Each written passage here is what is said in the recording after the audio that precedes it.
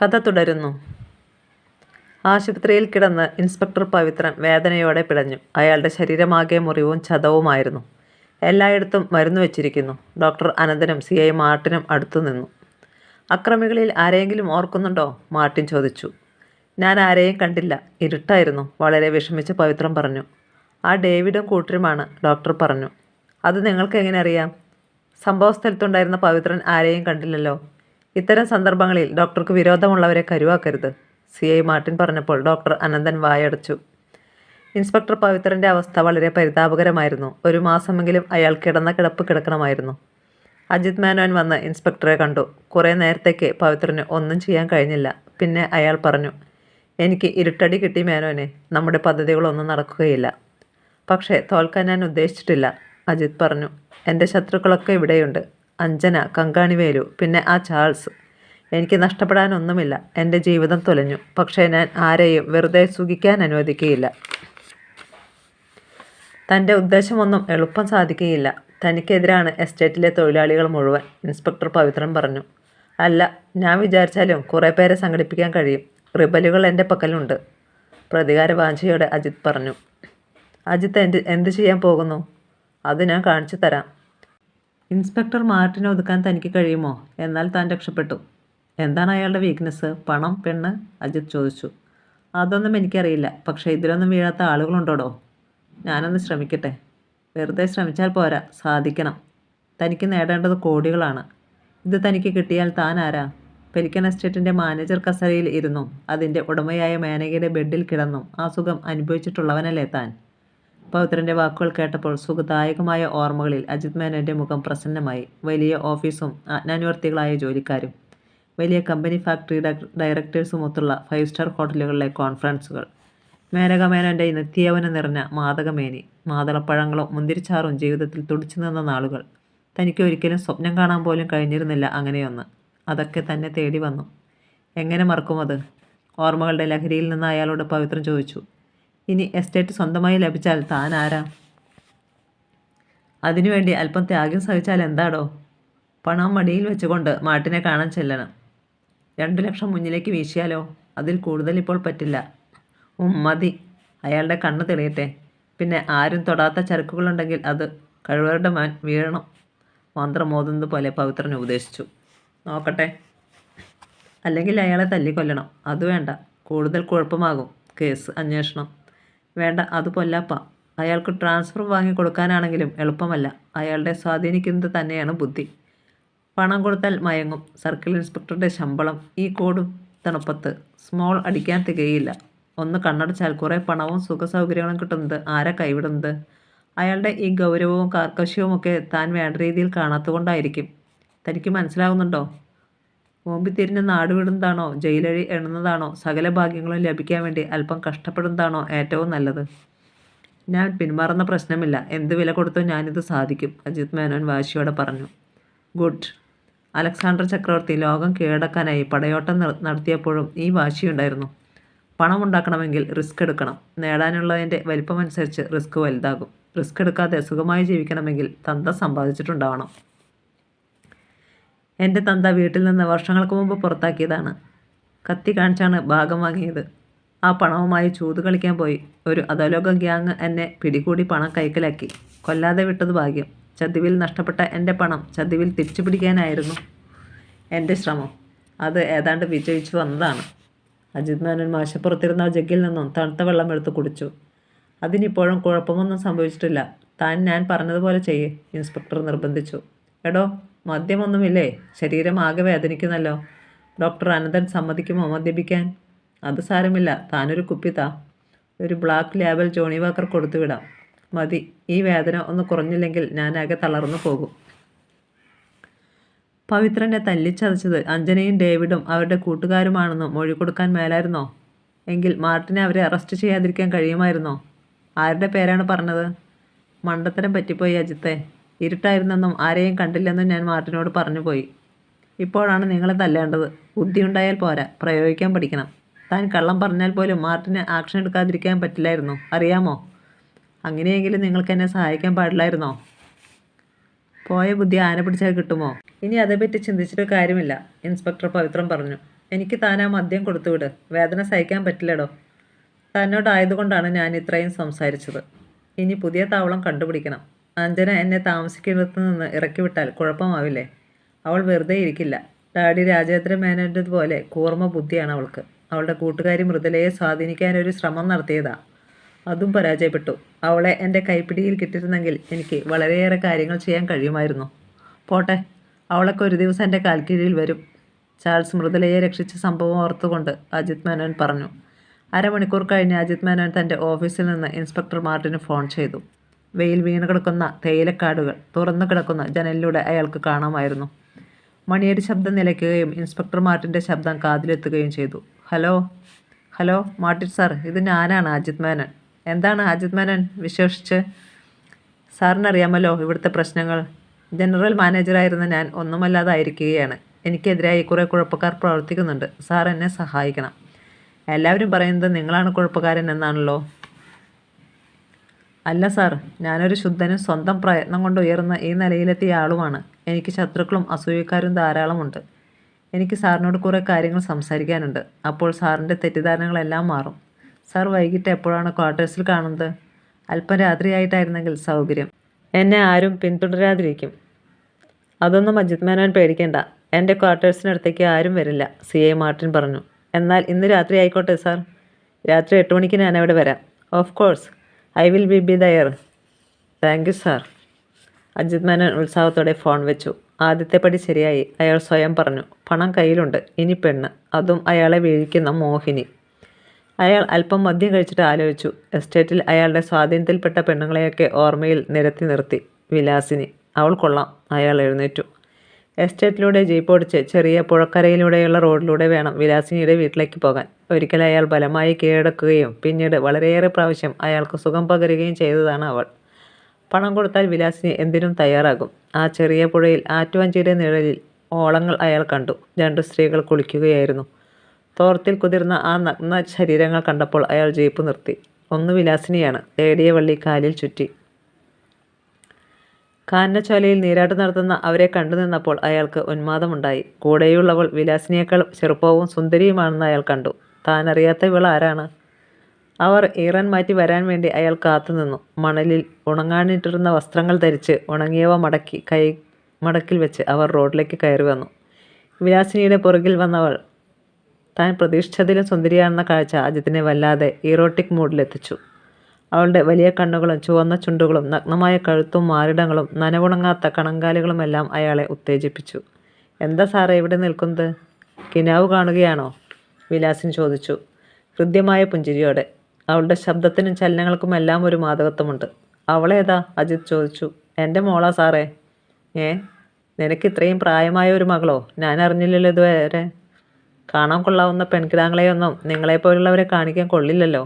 അജിത്ത് അത് കേട്ട് ചിരിച്ചുകൊണ്ട് വിലാസിനിയുടെ മകളെ നോക്കി. അവൾ ലജ്ജ നടിച്ചു നിൽക്കുകയാണ്. എനിക്ക് വിലാസിനിയോട് അല്പം സംസാരിക്കാനുണ്ട്. എന്താ സാറേ? അത്യാവശ്യമാണ്. എനിക്ക് വിലാസിനിയുടെ സഹായം വേണം. സാറ് കാത്തു നിൽക്കുന്നത് കണ്ടപ്പോഴേ എനിക്ക് തോന്നി. അവൾ ആടിക്കുഴഞ്ഞു. പിന്നെ മകളോട് പറഞ്ഞു, നീ പൊക്കോടി, ഞാൻ ഉടനെ വരാം. സാറിന് എന്തോ പറയാനുണ്ട്. കൈത്തണ്ടയിൽ കിടന്ന തുണി അവൾ മകളെ ഏൽപ്പിച്ചു. പോകാൻ നേരം അവൾ അജിത്തിനെ ഒന്ന് നോക്കി. ചുണ്ടിൻ്റെ കോണിൽ ഒരു നനവുണ്ടോ, പുഞ്ചിരിയുണ്ടോ? അജിത്തിന് കരളിൽ കുളിര് കോരി. ബംഗ്ലാവിനുള്ളിൽ ഇൻസ്പെക്ടർ മാർട്ടിനെ കണ്ട് അജിത് മേനോനും മാടസ്വാമിയും മറ്റു ഗുണ്ടകളും നടുങ്ങി. മാരകായുധങ്ങൾ മറയ്ക്കാനോ ഒളിക്കാനോ അവർക്ക് കഴിഞ്ഞില്ല.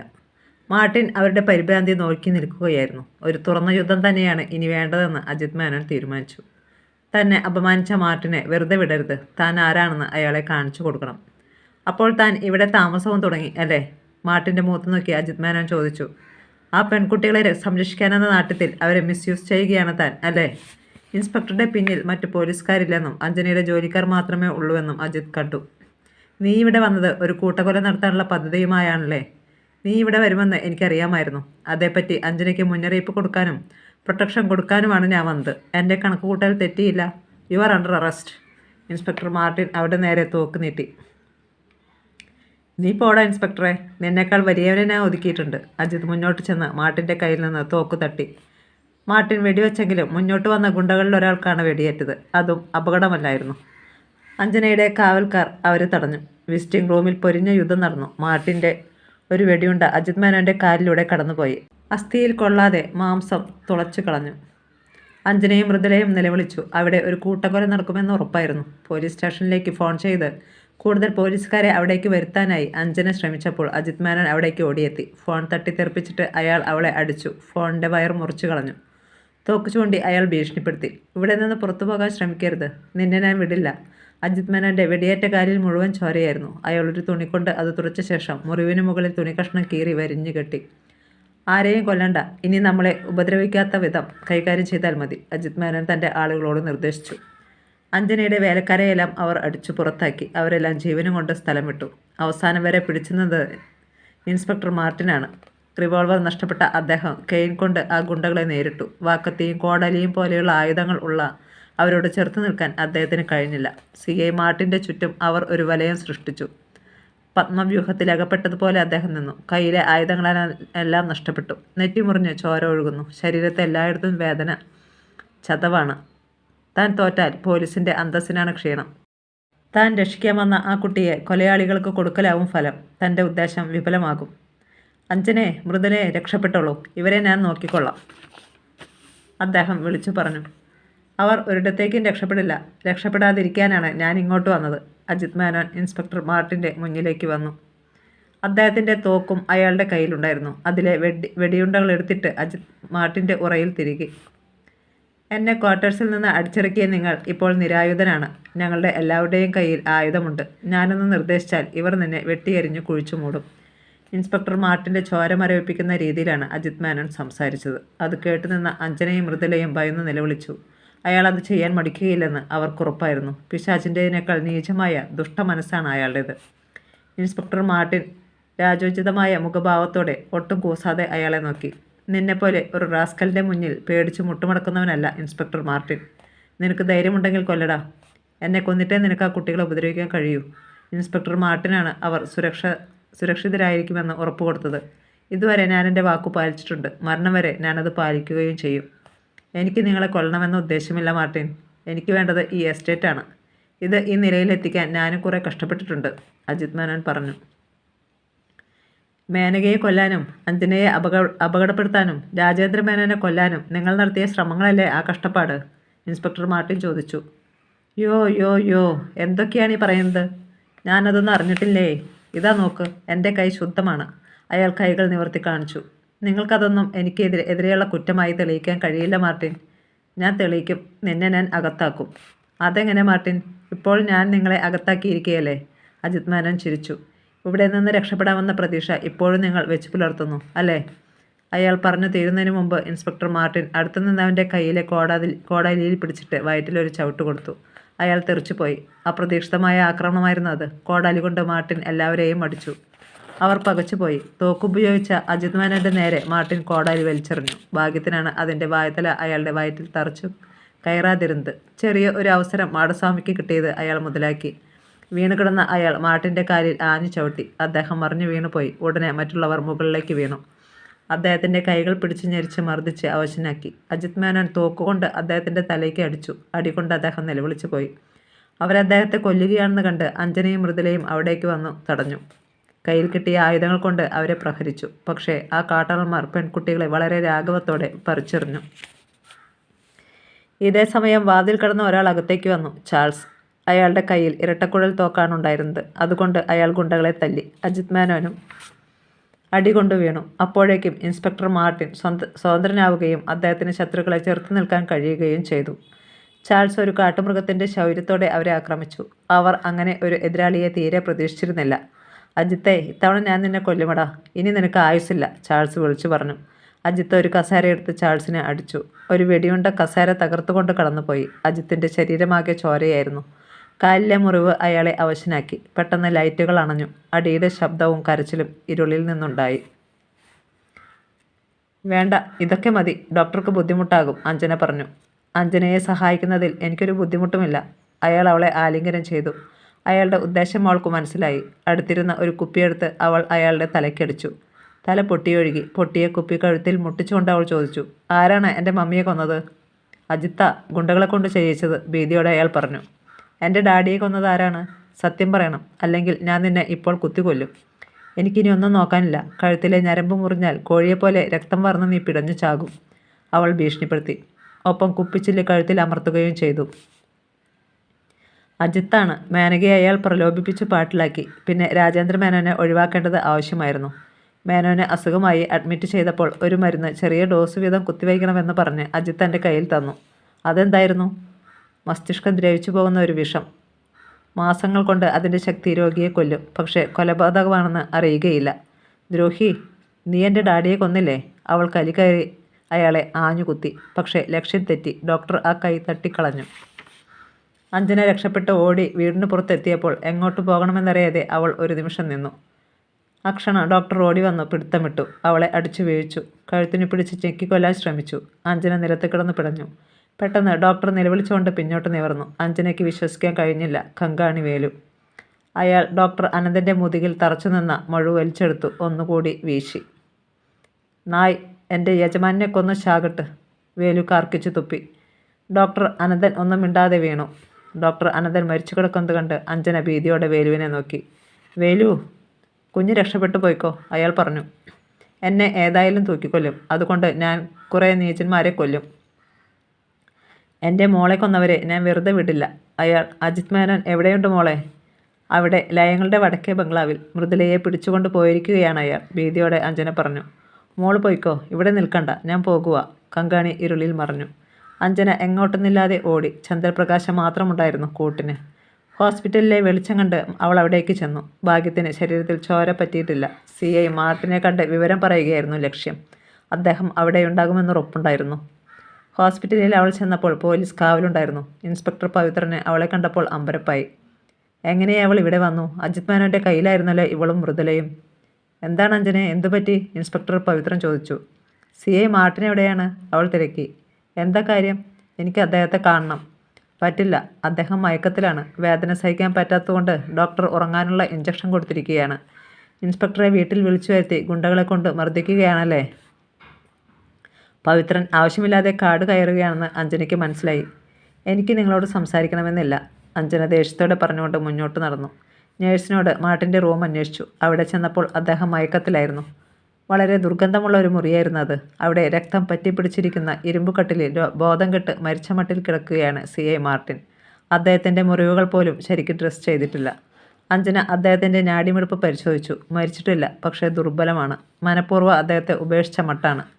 വാതിലിന് മുന്നിലൂടെ കടന്നുപോയ ഒരു നേഴ്സിനെ അവൾ വിളിച്ചു. മാർട്ടിൻ സാറിന് എന്ത് മരുന്നാണ് കൊടുത്തിരിക്കുന്നത്? എനിക്കറിയില്ല. അനന്തൻ ഡോക്ടറാണ് ഇഞ്ചക്ഷൻ കൊടുത്തത്. അപ്പോൾ ഇവിടെ ഡ്യൂട്ടിക്ക് ആരാ ഉണ്ടായിരുന്നത്? ഞാൻ തന്നെയാണ്. മറ്റാരാണ് അപ്പോഴിവിടെ ഉണ്ടായിരുന്നത്? ഇൻസ്പെക്ടർ പവിത്രൻ. മയങ്ങാനുള്ള മരുന്നാണ് കൊടുത്തതെന്ന് ഇൻസ്പെക്ടർ പറഞ്ഞല്ലോ. അയാൾക്കെന്താ ഇതിൽ കാര്യം? എനിക്കറിയില്ല, അത് അവരോട് അന്വേഷിക്കണം, നേഴ്സ് ദേഷ്യപ്പെട്ടു. രോഗിയുടെ മുറിയിൽ മറ്റാരെയും നിർത്തരുതെന്നാണ് അനന്തൻ ഡോക്ടർ പറഞ്ഞിരിക്കുന്നത്. താൻ ഇവിടെ നിന്ന് പോകണമെന്നാണ് അവൾ പറഞ്ഞതിൻ്റെ അർത്ഥമെന്ന് അഞ്ജനയ്ക്ക് മനസ്സിലായി. എന്താ തൻ്റെ പേര്? എന്താ, പേരറിഞ്ഞിട്ട് പിരിച്ചുവിടാനാണോ? അവൾ ചൊടിച്ചു. അതേടി, നിന്നെയൊക്കെ പിരിച്ചുവിട്ടില്ലെങ്കിൽ പിന്നെ ഞാൻ ഈ ഹോസ്പിറ്റൽ പൂട്ടിയാൽ മതിയല്ലോ. ഈ ഹോസ്പിറ്റലിൽ ഇത്രയും വൃത്തികെട്ട മറ്റൊരു മുറിയുണ്ടോ? ഇദ്ദേഹത്തെ ഇപ്പോൾ തന്നെ ഇവിടെ നിന്ന് മാറ്റണം, അഞ്ജന ദേഷ്യപ്പെട്ടു. എടി, പൊടിയിൽ നിന്നും വിളിക്കേണ്ട, ഞാൻ നിങ്ങളുടെ കുശിനിക്കാരിയൊന്നുമല്ല, നേഴ്സ് ദേഷ്യപ്പെട്ടു. ഷട്ട് യുവർ മൗത്ത്, അഞ്ജന ശബ്ദമുയർത്തി. നീ കൂടുതൽ സംസാരിക്കേണ്ട. ഡോക്ടർ അനന്തനല്ല നിനക്ക് ശമ്പളം തരുന്നത്, എൻ്റെ കമ്പനിയാണ്. അയാളോട് വളരെ കടപ്പാടുണ്ടെങ്കിൽ അത് ഡ്യൂട്ടി കഴിഞ്ഞ്. ശബ്ദം കേട്ട് ഇൻസ്പെക്ടർ പവിത്രൻ അവിടേക്ക് വന്നു. എന്താ ഇവിടെ? Who call you? അഞ്ജന അയാളുടെ നേരെ തിരിഞ്ഞു. You are a patient, go to your room. What did you say? You insult me? പവിത്രൻ്റെ മുഖം ചുവന്നു. ഗെറ്റ് ഔട്ട്, അവൾ മുരണ്ടു. അയാൾ പോകുന്നില്ലെന്ന് കണ്ട് അവൾ വാതിൽ കടന്ന് പുറത്തേക്ക് പോയി. ഡോക്ടർമാരുടെ റൂമിലേക്ക് ചെന്നു. ഡോക്ടർ ഉമ്മർ സിഗരറ്റ് പുകച്ചുകൊണ്ട് ഒരു മെഡിക്കൽ റെഫറൻസ് പുസ്തകം വായിക്കുകയായിരുന്നു. അഞ്ജനയെ കണ്ട് അദ്ദേഹം മുഖത്തു നിന്ന് കണ്ണടയെടുത്തു. എന്താ അഞ്ജനെ? അത് തന്നെയാണ് ഞാനും ചോദിക്കുന്നത്. ഇൻസ്പെക്ടർ മാർട്ടിനെ കിടത്തിയിരിക്കുന്ന റൂം ഡോക്ടർ കണ്ടോ? നായേക്കാൾ കഷ്ടമാണല്ലോ അവിടുത്തെ സ്ഥിതി. എന്തു പറഞ്ഞാലും doctor Ananthan. Who is he? He is my servant. ഈ ഹോസ്പിറ്റലിൻ്റെ സൽപ്പേരും ദുഷ്പേരും എല്ലാ ഡോക്ടർമാരെയും എല്ലാ സ്റ്റാഫിനെയുമാണ് ബാധിക്കുന്നത്, അല്ലേ? മാഡം, ഒരു കാര്യം ഞാൻ പറയണമെന്ന് വിചാരിക്കുകയായിരുന്നു. ഈ മാസം ഞാൻ ഇവിടെ നിന്ന് പിരിയുകയാണ്. എന്താ കാരണം? എനിക്ക് വയ്യ. എന്തുകൊണ്ട്? അത് നിങ്ങൾക്കറിയാമല്ലോ. ഇത് ആതുരാലയമാണോ ഇറച്ചിക്കടയാണോ? ഡോക്ടർ ഉമ്മർ, നിങ്ങളെ ഞാൻ വിടില്ല. എൻ്റെ കമ്പനിക്കും ഹോസ്പിറ്റലിനും താങ്കളെ വേണം. ഉടനെ തന്നെ ഇൻസ്പെക്ടർ മാർട്ടിനെ മറ്റൊരു മുറിയിലേക്ക് മാറ്റി ഏറ്റവും നല്ല ട്രീറ്റ്മെൻറ്റ് കൊടുക്കണം. എന്ത് ഇഞ്ചക്ഷനാണ് അദ്ദേഹത്തിന് കൊടുത്തിരിക്കുന്നത്? മാഡം, അത് പറയൂ. അപകടം പിടിച്ചതാണ്. ഒരിക്കൽ എനിക്ക് ഭ്രാന്ത് പിടിക്കാനുള്ള മരുന്ന് കുത്തിയ ആളാണ് അനന്തൻ. ഞാൻ ശ്രമിക്കാം. ഡോക്ടർ അനന്തൻ ഇടപെടാതെ നോക്കിക്കൊള്ളണം. യെസ്. അനന്തൻ ഇപ്പോൾ ജീവനോടെ ഇരിക്കുന്നില്ലെന്ന കാര്യം അയാൾക്കറിയില്ലല്ലോ. അരമണിക്കൂറിനുള്ളിൽ ഇൻസ്പെക്ടർ മാർട്ടിന് നല്ല സർവീസ് കിട്ടി. ഇൻസ്പെക്ടർ പവിത്രൻ ഉടനെ അനന്തന് ഫോൺ ചെയ്തു. മണിയടിച്ചതല്ലാതെ ആരും അറ്റൻഡ് ചെയ്തില്ല. അയാൾ പിന്നീട് അജിത് മേനോൻ ഒളിച്ചു താമസിക്കുന്നിടത്തേക്ക് ഫോൺ ചെയ്തു. അപ്പോൾ അഞ്ജന വന്ന് കട്ട് ചെയ്തു. എന്താണ് ഈ കാണിച്ചത്? ഞാൻ ഫോൺ ചെയ്യുകയാണെന്ന് അറിയില്ലേ?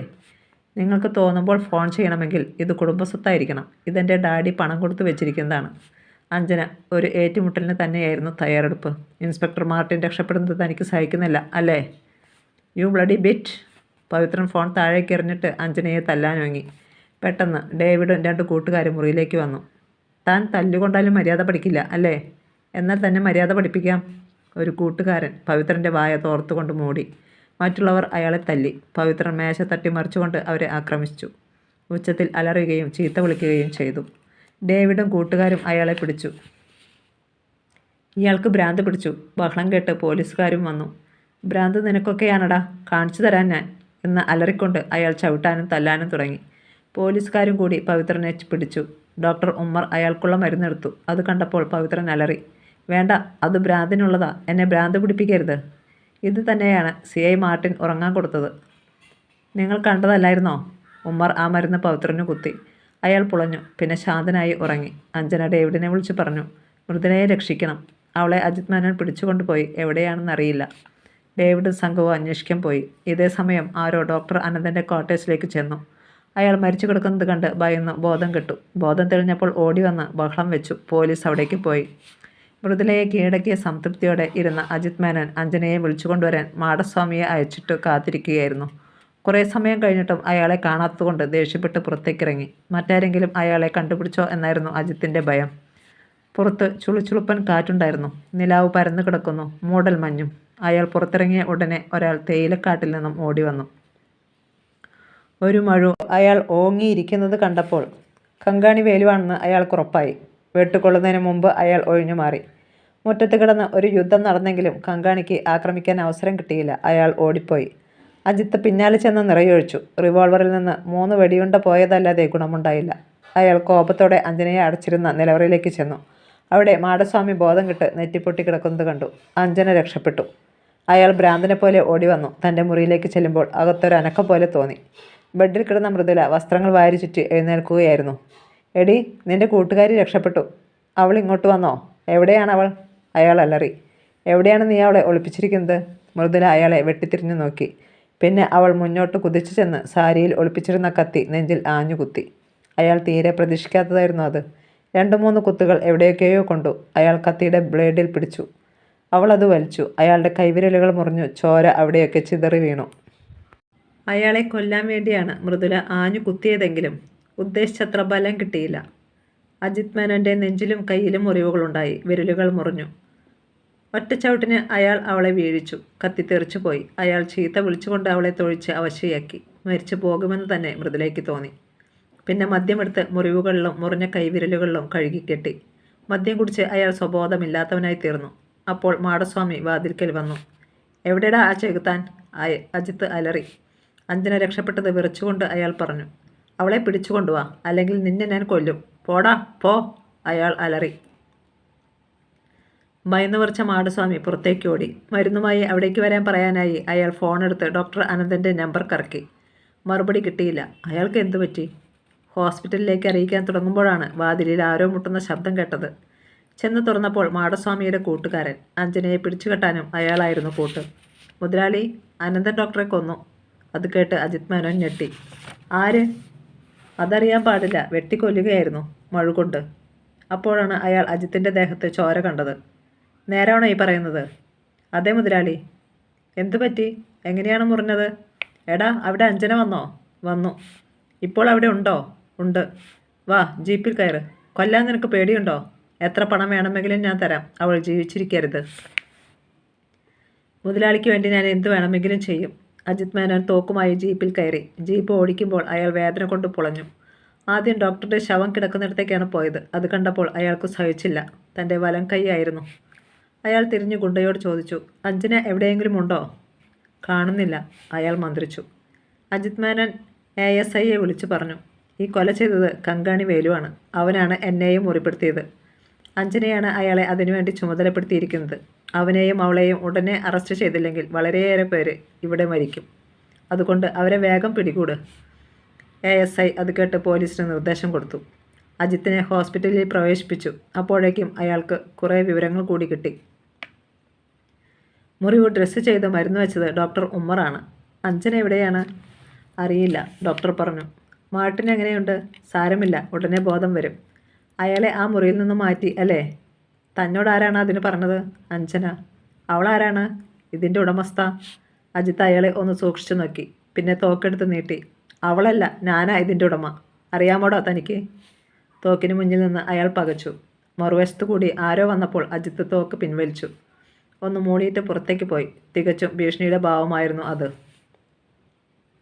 അതിശക്തമായ കാറ്റ് ജനൽ ചില്ലകളിൽ വന്നിടിച്ചു.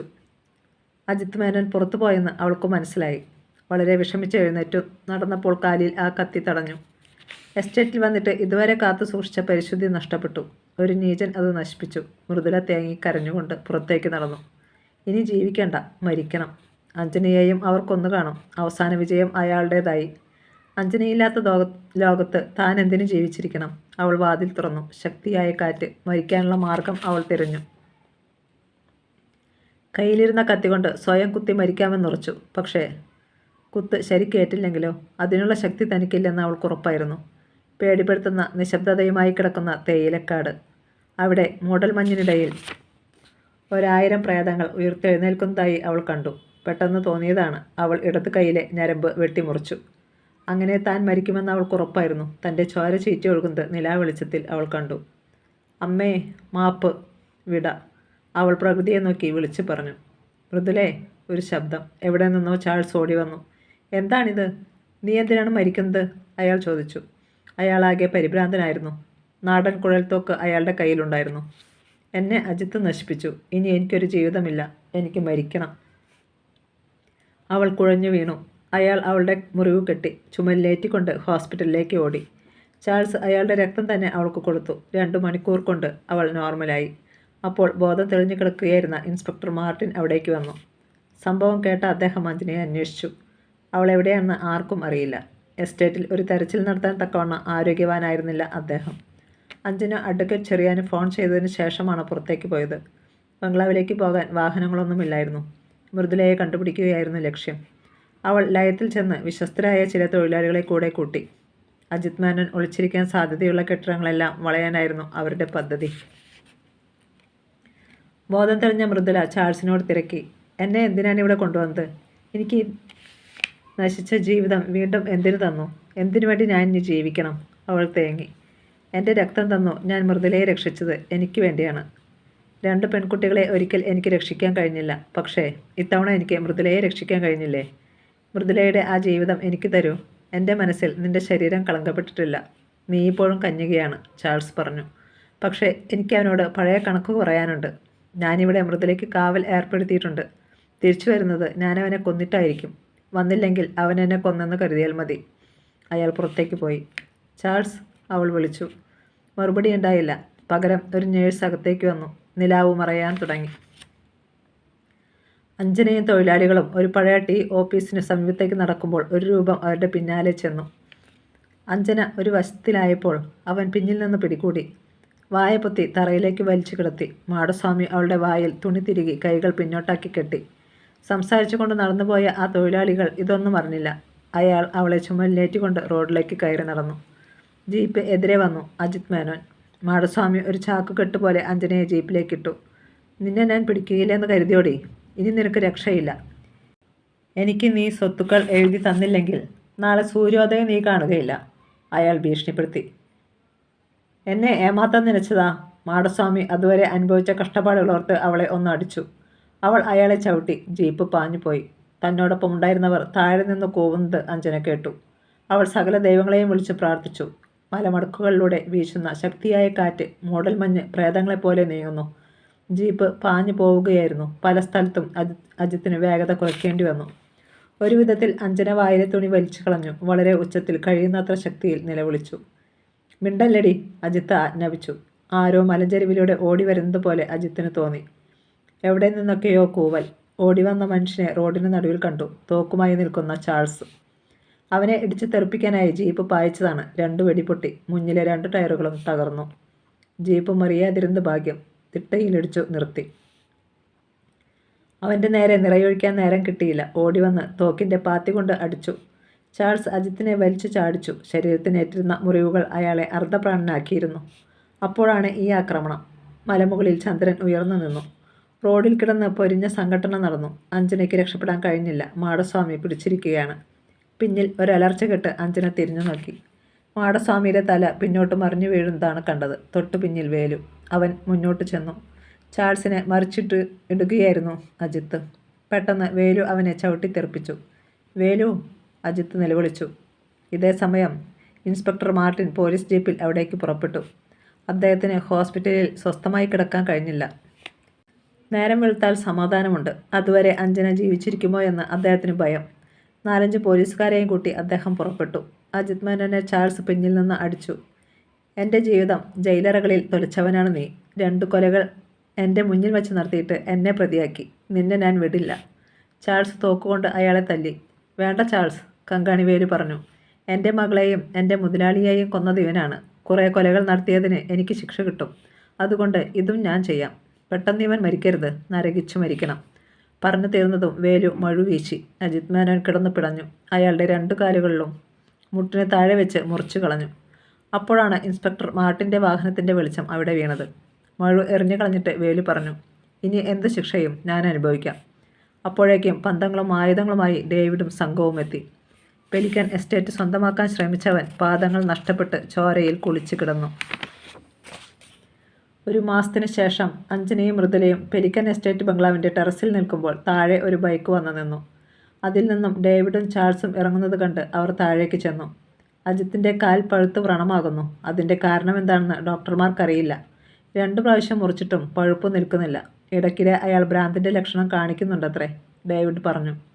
അഞ്ജനയും മൃദുലയും ഒന്നും പറഞ്ഞില്ല. പക്ഷേ അവനത് വേണമെന്നവരുടെ മനസ്സ് പറഞ്ഞു. പാവം വേലുവിൻ്റെ കഥയാണ് കഷ്ടം. അയാൾ വിധിയും കാത്തു കഴിയുകയാണ്, ചാൾസ് മന്ത്രിച്ചു. എസ്റ്റേറ്റിൻ്റെ പടിഞ്ഞാറ് നിന്നും പറന്നു വന്ന വെള്ളരിപ്രാവുകൾ കുറുകിക്കൊണ്ട് ബംഗ്ലാവിൻ്റെ മുകളിൽ വന്നിരുന്നു. ഒരു പുതിയ കഥ പറയാൻ തുടങ്ങുന്നത് പോലെ. കഥ ഇവിടെ അവസാനിച്ചു.